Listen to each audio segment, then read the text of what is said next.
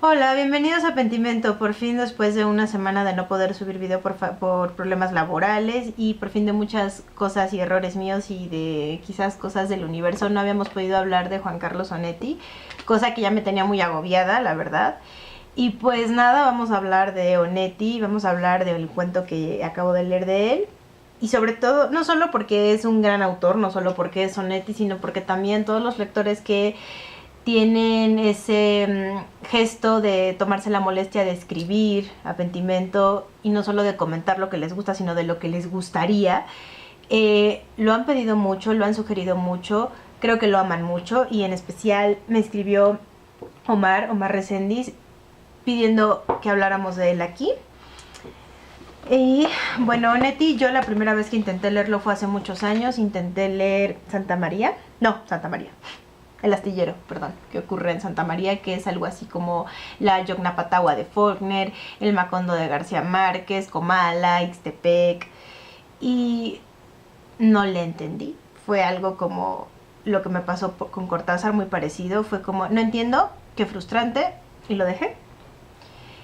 Y durante mucho tiempo me sentí muy mal, pero como tenía otros libros que leer y otros autores que leer y que descubrir, pues digamos que simplemente me estuve haciendo un poco tonta con Onetti.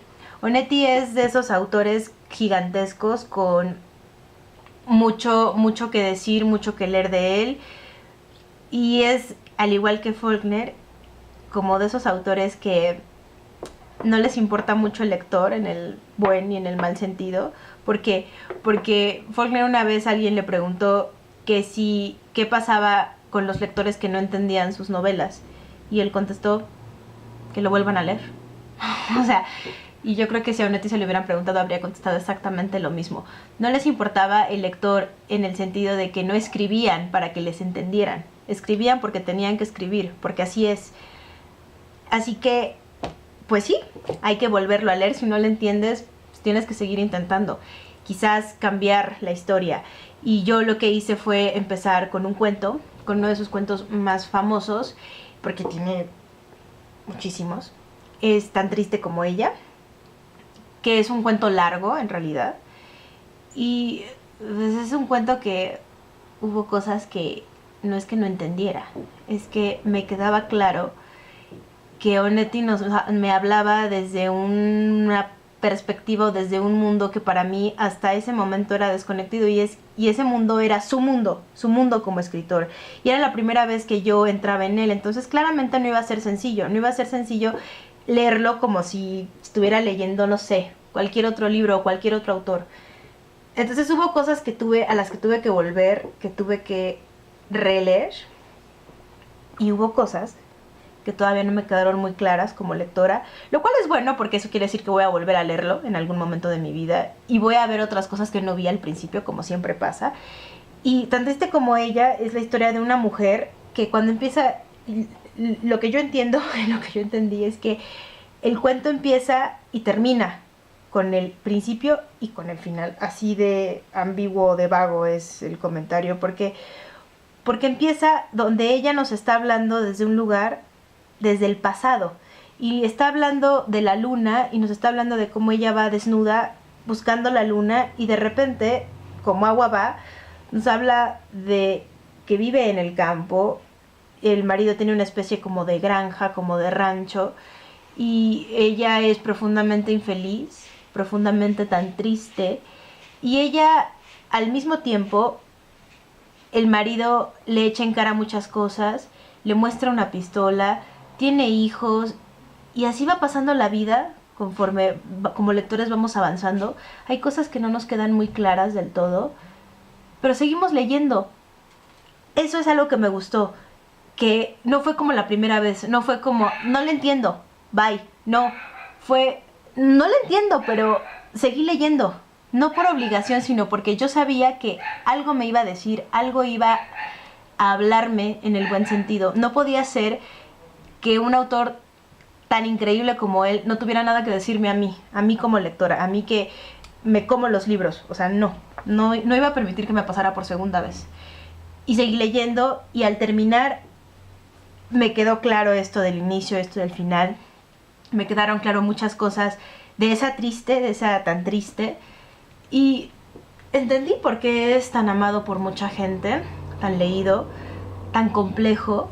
Y releí, bueno, más bien no releí, sino que revisé cosas del libro de Mario Vargas Llosa de El viaje a la ficción, donde habla solamente de Juan Carlos Onetti.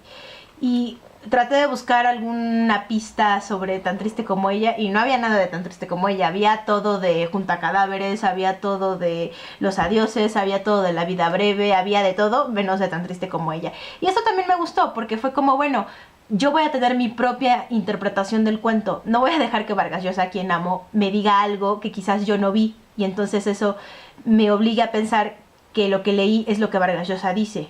No, eso también me gustó. Y algo que me gustó muchísimo es descubrir que Onetti amaba autores como Celan, como Knut Hamsun, como James Joyce. Es obvio, es como, duh, obviamente, es tan claro. Y por supuesto como Faulkner. Yo les recomiendo que busquen este libro de Vargas Llosa. Y por supuesto que lean a Onetti, sí. Ahora más que nunca digo sí hay que leerlo. Hay que leer literatura latinoamericana porque como ya habíamos comentado, el boom, para bien o para mal, se comió a muchos autores o quizás los opacó. Es el caso de, un poco el caso de él.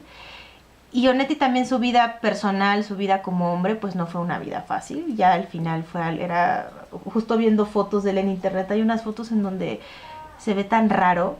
No sabría cómo explicarlo. Raro, raro, simplemente. Nunca dejó de fumar, todo el tiempo estaba fumando, para bien o para mal.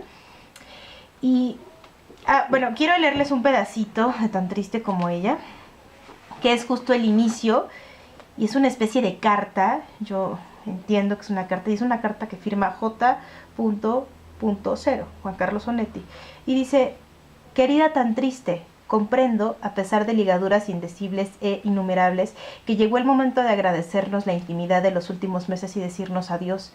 Todas las ventajas serán tuyas. Creo que nunca nos entendimos de veras. Acepto mi culpa, la responsabilidad y el fracaso. Intento excusarme, solo para nosotros, claro, invocando la dificultad que impone navegar entre dos aguas durante 10 páginas. Acepto también, como merecidos, los momentos dichosos. En todo caso, perdón, nunca miré de frente tu cara, nunca te mostré la mía. Es un gran inicio, y después viene el cuento. Y el cuento, corto o largo, pues se nos va a quedar. Y repito, va a hacer que al menos yo vuelva a leerlo en algún momento, justo por esa falta de cosas que no me dijo, que tuve que completar yo o que tuve que interpretarlas. Esas son las grandes historias, las que nos dejan con ciertas dudas o con ciertas inquietudes, y entonces nos hace que volvamos y no nos vacunan. Creo que Onetti es un autor difícil, no voy a mentir tampoco. A mí se me hizo difícil empezar con él, difícil regresar a él, pero creo que también es para lectores un poco muy disciplinados, que no sea la primera cosa que leen, en el sentido de alguien que pues quizás no sea un gran lector aún y de repente quiere empezar con Onetti. No es una buena idea, aunque sea por un cuento. Creo que tendrían que empezar con otra cosa y ya después leer a Onetti, porque tiene mucho, realmente mucho para amarlo. Yo conozco a un Juan Carlos que se llama Juan Carlos por Onetti, así que, o sea, no es cualquier cosa. Y es uno de los máximos representantes de la literatura uruguaya. Yo diría que más que Benedetti, porque es más complejo. Pero también esos son gustos, puede ser que haya quien le guste más Benedetti. Igual, bueno, todas sus obras están publicándolas en De Bolsillo, todas. Los cuentos completos creo que están en Alfaguara, que es un mamotreto, que es para que lo leas en tu casa y no lo andes paseando. Pero igual en De Bolsillo está Junta Cadáveres, está El Astillero, Los Adioses, La vida breve, sus cuentos. Yo los tengo en esta edición de Lumen. Se llama Tan triste como ella y otros cuentos, en donde viene toda una selección de cuentos.